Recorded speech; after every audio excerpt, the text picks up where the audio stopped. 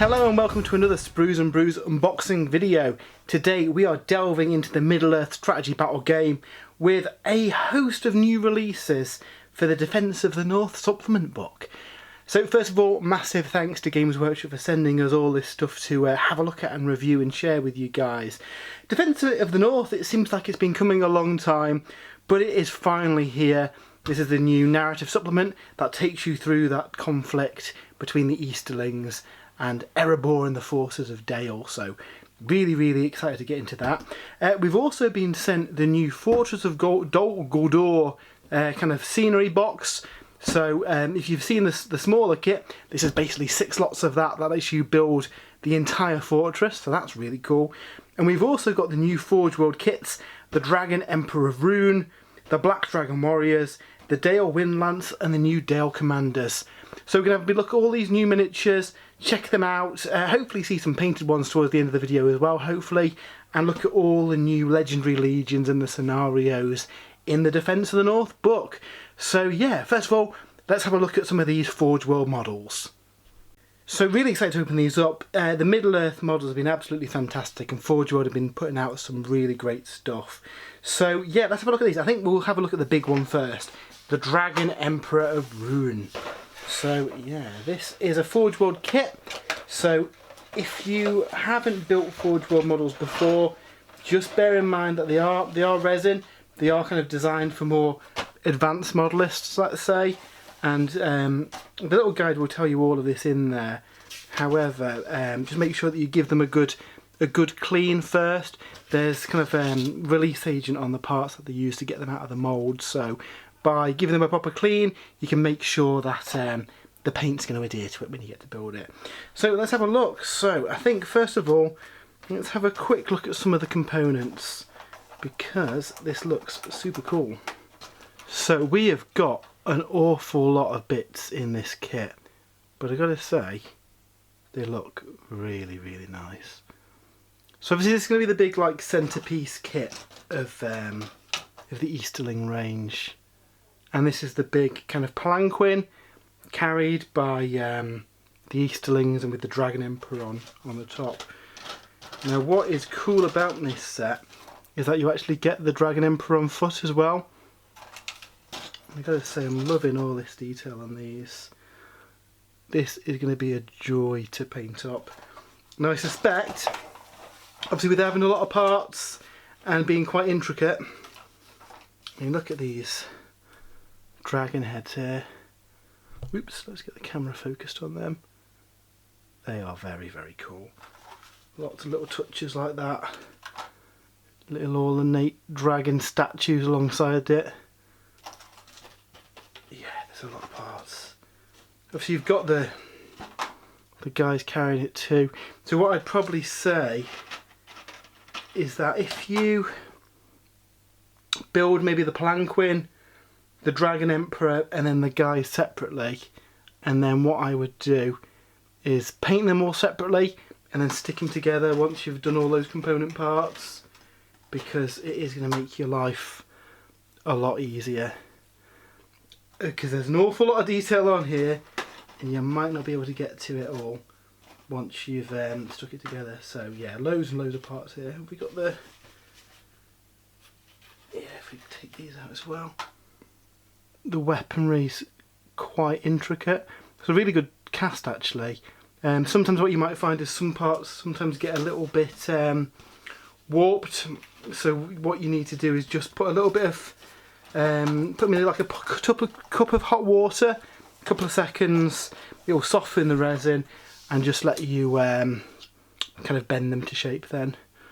Let's have a look at the assembly instructions. So there's a breakdown of all the parts, and as you can see there is an awful lot there, so just take your time, make sure you've got all the parts first, give them a good clean, and then yeah, just take your time working through this and building it, because it is a big centerpiece kit and it is going to be like you know, an important part of your army. So yeah, 80mm base it comes on as well. So yeah, really cool. So that's the Dragon Emperor.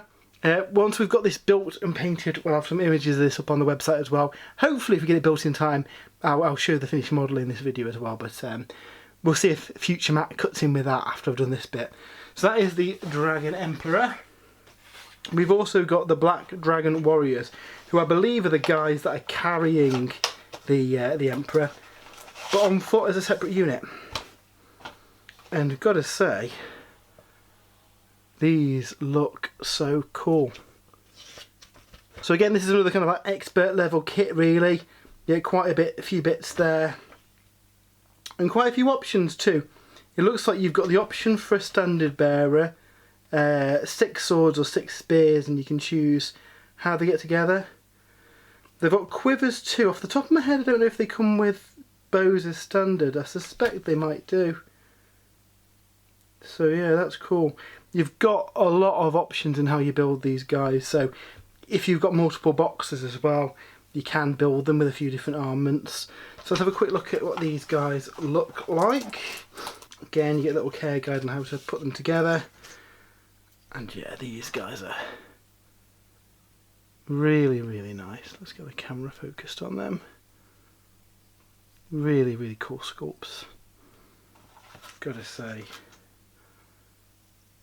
Forge World kits are a little bit more expensive than, you know, your standard plastic kits, but they do paint up really nicely. You've got all the swords there. Lots of tiny parts. So again, with this kit, like with the Dragon Emperor, I would take your time with them because they might take a little while to build, but they'll look gorgeous when you do it. And we've got shield and little banner topper, it looks like there. Yeah, lots of parts here. Now, I was about to say there's less parts than the Dragon Emperor, but not by much. So for a kind of elite infantry kit, you're going to have a fun kit to build up. I've got shields in there, the last 2 guys. Let's have a look at them. So yeah, these are very cool. So yeah, Andy is building up these guys. So like I say, if we've got them assembled in time for the review to go live, I'll show the models on here. If not, once Andy's painted them, we'll have a follow-up article on the website where we will kind of go into how these were to build and a few tips on putting them together. So that is the Easterling stuff. We've also got 2 more kits that are up for pre-order alongside all this stuff as well. First of all, we've got the Dale Commanders. So this is the kind of command set for the men of Dale. You get a hornblower, a banner bearer, and then a captain that can be built in a couple of different variants as well. And again, if we just have a look in the pack, they are very, very nice. Let's pop them open and see what they look like. And here we have the Dale Commanders. Again, very, very nice sculpts. Really nice sculpted banner for them, which will look gorgeous painted up. Range of weapons, like I say, you also get a choice of a couple of different weapon poses for the actual captain as well. And then the sculpts of the 3 models, again, like the rest of the range, are very, very nice. So yeah, really cool stuff.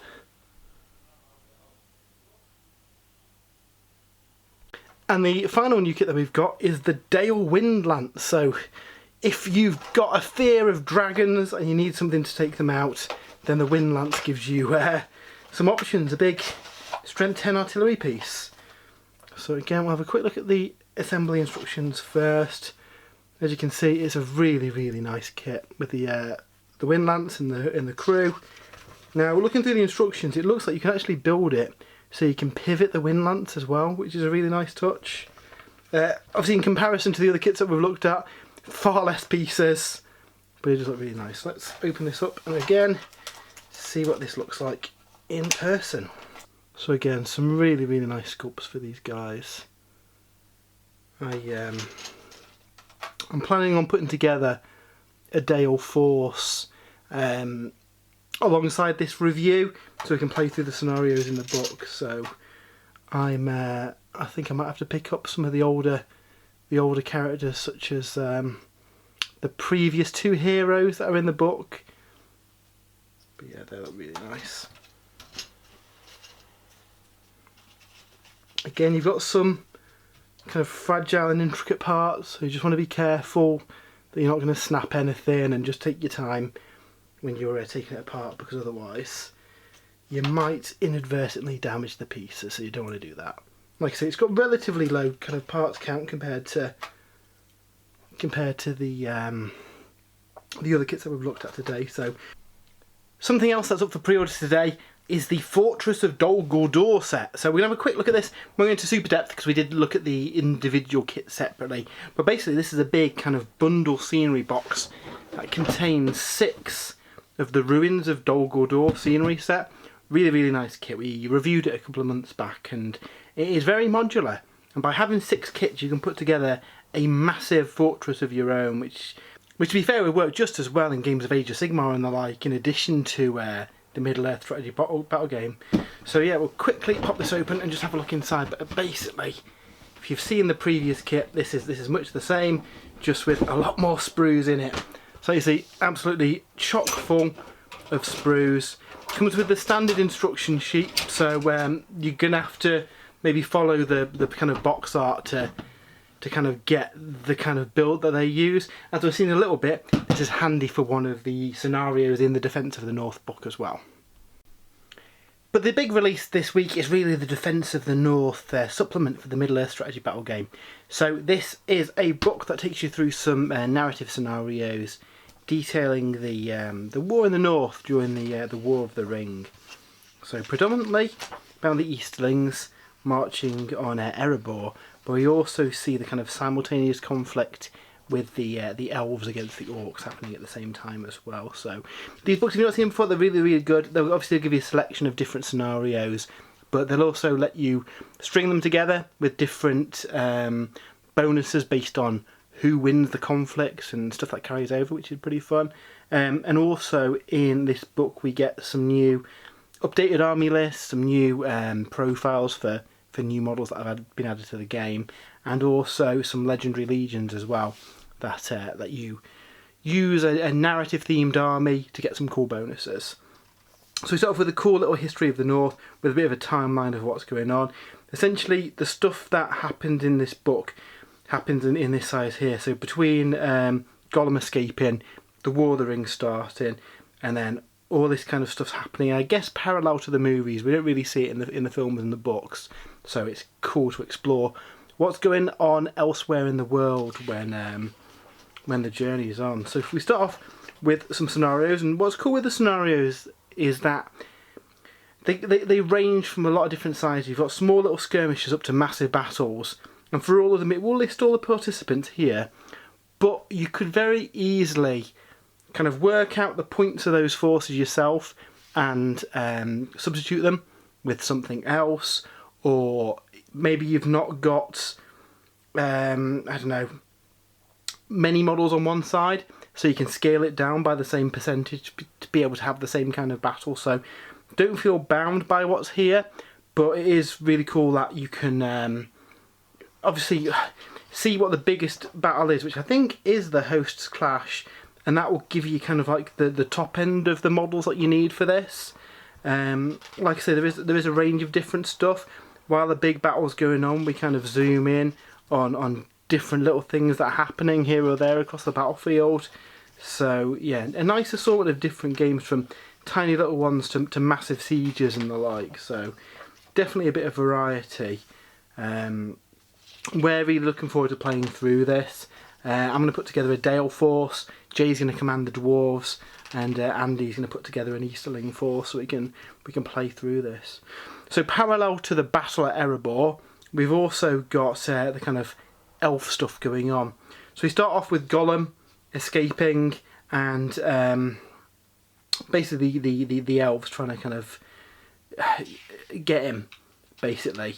Now it's a bit of a tough one for the good player, because if they slay Gollum, the best they can get is a draw, I guess, because ultimately Gollum does save the day eventually. So yeah, so this kind of side of the scenarios You've got the Bjornings, who we'll see in a bit, and we've got the elves, basically Mirkwood and Lotharien, both being attacked by the orcs. So we see those various factions. You're going to need a lot of trees for this one because there's a lot of elves fighting in the woods, but it's pretty cool. We also see at the end of this kind of scenario arc the kind of fall of Dol Guldur and going back in to flush out the remaining forces after Sauron's fallen. So there's no ring wraith or anything here anymore, they're long gone, but there is still some evil creatures and beasties still here. So Galadriel and Celeborn go kind of back in to try and cleanse Dol Guldur, so that's pretty cool. And again, with this one, using the Fortress of Dol Guldur box, you'll have plenty to be able to go and build this environment to play over. So they're really cool. You also get a strung together Defence of the North campaign, and basically what this does is, based on the results from each game, the evil or good player will get different bonuses and the like. So really nice way of stringing the games together if you if you want to do that. I think that'd be quite fun to do. We're certainly going to attempt it. Hopefully the forces of good prevail, but we shall see. The other thing that this book really contains is updated army lists and profiles for a lot of factions, really. We get quite a bit of stuff in here. First of all, we've got the Garrison of Dale, updated with the new stuff that they've added recently to the game, and we do get the profiles in here for them as well. So Brand's a cool one. He's got a steadfast range of 12, and if he's ever trapped in a fight, basically he gets to re-roll a d6 to see if he then wins the duel, and then gets to re-roll a d6 to wound as well. So a weird one where he's kind of advantaged if he's kind of surrounded, which is pretty fun, really. He's obviously a bit of a gamble because you could still fail that re-roll, but yeah, pretty cool mechanic. I like that. Then we've got Bard the Second, Prince of Dale. He gets a +1 to wound bonus when models charge him. So again, he's going to be kind of commanding a defensive line of spears, protecting your archers and the like. And the Knights of Dale basically have the same rule as well. They're kind of your elite forces, and you'll very much be using these guys to keep your range stuff safe. As we'll see in this bit, the kind of the range units for Dale are really good anyway, and in the Legendary Legion they become amazing. So yeah, you'll definitely want some Knights of Dale to kind of like fence them off and keep them safe. And then we've got the Windlance. It's basically a accurate siege engine. So I think some of the Mordor stuff's got a similar rule where it only scatters 3 inches rather than 6, with the usual upgrades such as siege veterans and additional crew. So yeah, really, really nice new stuff. Obviously we saw the models as well earlier. Looking forward to putting together a Dale force. We then get a Battle Company rules for Erebor and Dale as well. A lot of these we see those. Erebor Reclaimed updated list, and again we've got the new profiles for the new models they've added since. So Dane Ironfoot, King Under the Mountain, he's getting on a bit, so he has to kind of roll 2 dice and pick the lowest when he's jumping, leaping or climbing. However, all friendly Erebor dwarves count as being in range of his steadfast. Pretty cool, 130 points.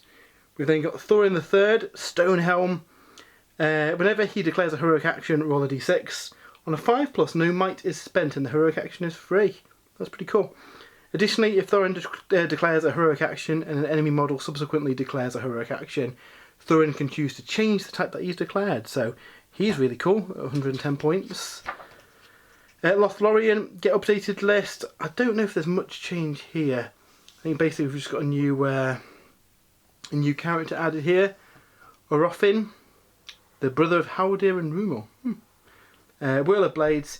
If Orofin rolls 1 or more natural 6s when making a dual roll, then any dice that would roll a natural 6 will make double the number of strikes. That's really cool.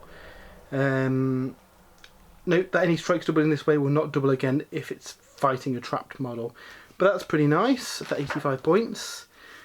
We've then got the Halls of Thranduil as well represented here with their list. I don't think there's many changes there. And then the Bjornings. So this is an interesting one because you've only got a couple of units. It does give you an army composition, but it is going to be difficult to put together an army for them. And if you were doing that, really, you'd use the Legendary Legion. What they are good at doing is being able to ally into other forces. So obviously we've got some shape-shifting mechanics here. So Bjorn is the son of Bjorn. 200 points. On a 4+, he can turn into a bear and then uses his bear profile. So really, really cool. When he's in bear form, crushing strength. If Bjorn wins a duel, instead of striking as normal, choose a losing model. The model immediately suffers a strength 10 hit. If the two wound roll is successful, the victim suffers another strength 10 hit, and so on until the victim is dead or Bjorn fails to wound his victim. So really, really cool character. He can ally with a lot of forces as well. So yeah, he might be pretty fun to throw in. I noticed the Shire can take him, so if you want a load of hobbits and a bear, that seems really cool. And then you have the Bjornings as well. They're basically the kind of what you'd need to fill out his warbands. Pretty cool. You can give them bows, or they come with hand and a half staffs as general. And while they're within 6 inches of a bear, they count as being in range of a banner as well. So they're pretty fun. It'd be really fun to do an army of them. I think I'd have to build it around the Legendary Legion and have Bjorn, Bjorn, and then I guess 12 of these, something like that. Comes to about just under 700 points, I think. We'll see later on in the Legendary Legion, but I think that'd be a fun little force to do for a thematic little army. Then we have the Easterlings. So the Easterlings get a lot of new model profiles in this book. First of all, we've got the Dragon Emperor of Rune. Yeah, he's really, really cool. We saw the model earlier, and he is, yeah, he's pretty awesome. So the Emperor's Glaive. There's an elven-made spear that can use the Feint special strike. Additionally, the bearer may use the shielding special rule, even though they do not have a shield. The Dragon Emperor of Rune may not be supported while mounted upon his palanquin. The Helm of the Dragon Emperor makes him resistant to magic. Emperor of the Easterlings. Friendly Easterlings benefit from the Dragon Emperor stand fast regardless of range, and it also affects friendly Easterling hero models. Again, really good, and he's not that expensive at 170 points. He also gets a Royal Palanquin. So he's carried by 6 black dragons. They don't take up any spaces in his warband. So yeah, pretty cool. I believe they can kind of separate out. So yeah, if he does dismount for any reason, basically you put him down and you put down a number of black dragons equal to the number of wounds as remaining. So that's quite a cool little mechanic. I mean, you'd probably keep him in his palanquin, but if for whatever reason you needed to get him off it, you can have a couple of black dragons for free, basically. And then standard of the Emperor, the Royal Palanquin is a banner with a range of 12 inches. As the banners are attached to the palanquin itself, they do not get the -1 for carrying a banner. And then the name of the Emperor. Friendly Easterling warriors within 6 inches who control line of sight get a +1 to their fight value. So yeah, really good force multiplier for your Easterling force. We then have Rutabi, the general of the Dragon Legion. So phalanx, Easterling models can use pikes and shields at the same time without penalty. Show no mercy when making strikes against an enemy that is trapped. He can reroll fail to wound rolls. He's pretty cool. We've got Borgir the Conjurer. He's the sorcerer that's introduced in here. Each time he rolls natural 6 when making a casting roll test, he will regain a single will point, so that's pretty cool. And he has access to Blade Wrath, Fury, Enchanted Blades and Tremor. Then we've got Dragon Cult Acolytes. These are kind of like assassin guys. They've got Supreme Agility. A model with a special rule gains a bonus of +2 to jump, leap and climb tests, and they automatically pass all in the way tests to strike a model that's defending a barrier or doorway. Pretty cool. And then we've got the Runish Wardrake. And this is a new model that we haven't actually seen any pictures of. I was hoping that we'd see them at Warhammer Fest. But basically they're dragon-like creatures, so I think it describes them as being like slower and more stocky, but powerful jaws that can break a man in two. So yeah, they sound pretty cool, and I really want to see the models for them. They are poisonous as well, so any model that suffers a wound from a Runish Wardrake but is not slain reduces their fight value and attack by 1 for the remainder of the game. So yeah, it's pretty cool. These guys will be good for 20 points. I really want to see what they look like, because you need some dragons. You could fight alongside the Dragon Emperor, don't you? Surely. And again, we get Battle Company rules for the Easterlings, the Black Dragons. We then updated Mordor stuff because we've got a couple of new characters added in here as well. Razgush, War Leader of the North. We've got Musgor, Orc Shaman. So a couple of new hero models for them. And then the Dark Denizens of Merc will also get their list in here as well. What you tend to find is that any of the forces that are in the campaigns get represented within the book with some profiles. So while you may have some duplication across the whole collection, all the forces need to play in the scenarios are included in here. So then we also get some legendary legions to represent the forces in the book. And what a lot of people will do is use these. There are some penalties and restrictions, however you do get some rather cool bonuses, and basically encourages you to use the army as they would be historically in order to get some cool bonuses. So let's have a look at some of these. So we've got the Army of Dale. This is going to be what I'm going to be putting together as part of our little Middle-earth campaign that we're going to do. And these are really, really cool. So already kind of Dale bowmen are really, really good. And what this Legendary Legion does is change their shoot value to 3+. So it makes good archers really, really good. They also have the Protect the King rule. So friendly Dale models gain the Swarm Protector brand special rule. You can take what you'd expect to take, so Brand, Bard II, Captain of Dale, Knight of Dale, Warriors of Dale and Windlancers. It must always include Brand, King of Dale, who's always the army's leader. But yeah, this looks like a really fun force to put together, and you're talking realistically a box of Warriors of Dale, all the various characters and a couple of blisters of Knights of Dale, and you've got a decent army for them. So yeah, really looking forward to getting these guys painted up and on the table. We then have the updated Defenders of Erebor. This is a really fun one because it's a kind of mixed dwarves and humans faction. So we have the surviving dwarves from the Champions of Erebor. Iron Hill Captains can be taken in here. We can have Iron Hill Goat Riders and Iron Hill Dwarves. And then from the Dale side, we've got Brand, we've got Bard II, Captain of Dale, and then Warriors of Dale and Knights of Dale. Note they can't take the Windlance. I guess realistically they'd be fixed in place at Dale, so they don't take them away with them. So this is, I guess, the human forces that are defending Erebor in this siege. Really, really fun force. Again, lots of cool, nice Forge World models in here as well, to be able to have a nice mix of stuff. So they have to contain at least one named Erebor hero, and at least one named Dale hero. And then only kind of faction-specific heroes can lead models of their faction in their warband. And then all Iron Hills dwarves replace the keyword with Erebor as well. Long-standing alliance, Dale models within an inch of a friendly Erebor model reroll 1s to wounds during the fight phase, and Erebor models within 1 inch of a friendly Dale model reroll 1s to wounds during the fight phase. So they encourage each other to reroll 1s to wound. Pretty fun.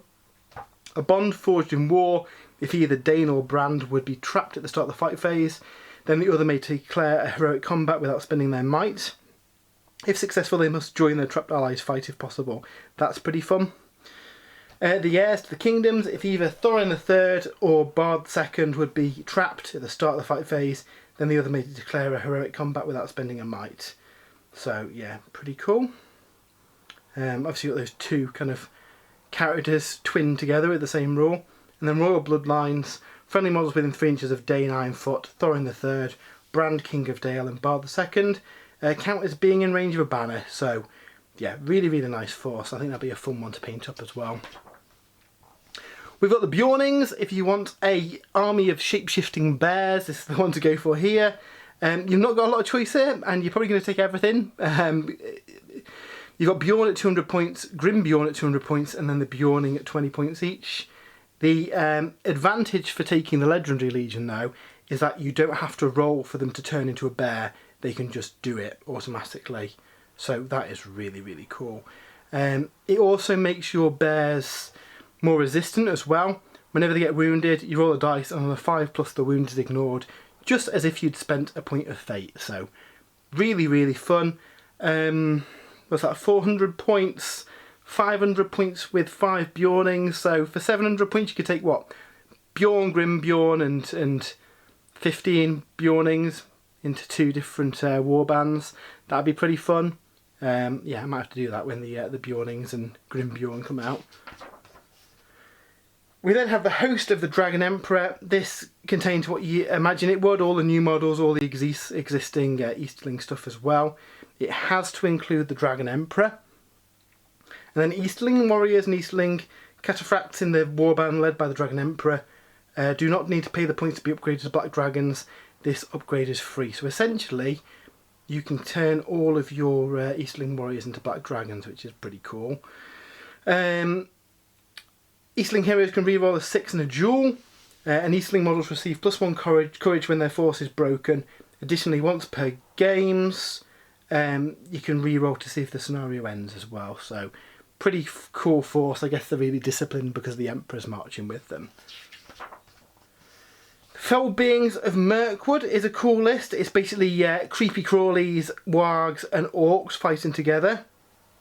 So it has to include Ragdush, war leader of the north, who's always the leader. Infantry get the woodland creature special rule, and friendly models get the hatred elf special rule. And then Razgush gets a bonus of +1 to his fight when engaged with an enemy elf. That's quite a fun list. We've got the assault on Lotharien. Again, creepy crawlies, monsters, and orcs. It has to include Mazgo and at least 1 named goblin hero. Only orc heroes can lead orc warrior models, only goblin heroes may lead goblin warrior models, so you've got a mixture of orcs, goblins and beasties in here. Spider can only be included in warbands led by Druzag or Ashrak, and in the Legendary Legion, Musgor, Druzak and Ashrak are heroes of valour, and the Shamans are heroes of fortitude. That's pretty cool. Cover of Darkness, any battle featuring the Legendary Legion takes place at night. And due to reduced invisibility, models cannot be targeted by shooting, magical powers or special abilities over 12 inches away. That's really cool. As it's much harder to avoid being shot in the dark, all shooting attacks gain a bonus of +1 when rolling to wound. Siege engines can still target enemy models more than 12 inches away. That's pretty cool. Ruthless Savagery, friendly orc and goblin models get a bonus of +1 to wound in a fight in which the opposing model is outnumbered. You can re-roll any number of d6s when making casting rolls, and all your spiders get upgraded to venom-backed spiders for free if you contain Ashrak. So again, nice thematic force with some cool bonuses there. And then finally in the book we get a really nice appendix, which is kind of like a Battle of the 5 Armies mini supplement at the end. So we get a lot of scenarios based on the last part of The Hobbit. So we've got the destruction of Dale, with Smaug taking out the city. We've got the battle for Dale itself, where Bard the Bowman and friends taking on the Gundabad orcs. We've got the Battle of the 5 Armies itself, which is really, really cool. And again, we've got some quite big forces in this one, with it being a big chunky game on a 6x4 table for the whole Battle of the 5 Armies, so that'd be a really fun one to play through. We've got the High Pass with the Bjornings fighting the orcs. And then we've got a nice gallery of painted models, all the new stuff added. So yeah, these books are really, really fun. They allow you to play through kind of the events in a more narrative way. I do think Middle-earth's more suited to narrative battles rather than pitch battles, and a lot of people play competitive games of Middle-earth, don't get me wrong, but I quite like being able to retell the story and seeing, you know, what happened if this character fell during this fight and stuff like that. So yeah, that was a look at the Defence of the North supplement for the Middle-earth strategy battle game and the massive pile of new miniatures that are coming alongside it. So I'm really, really excited to get some battles through this game, to paint up the Dale force, and I'm actually really looking forward to painting up the Fortress of Dol Guldur as well. Be a nice excuse to do some of those Fall of the Necromancer scenarios too. So as ever, massive thanks to Games Workshop for sending us this to review. If you don't already follow us, if you've enjoyed the video, why not give us a follow.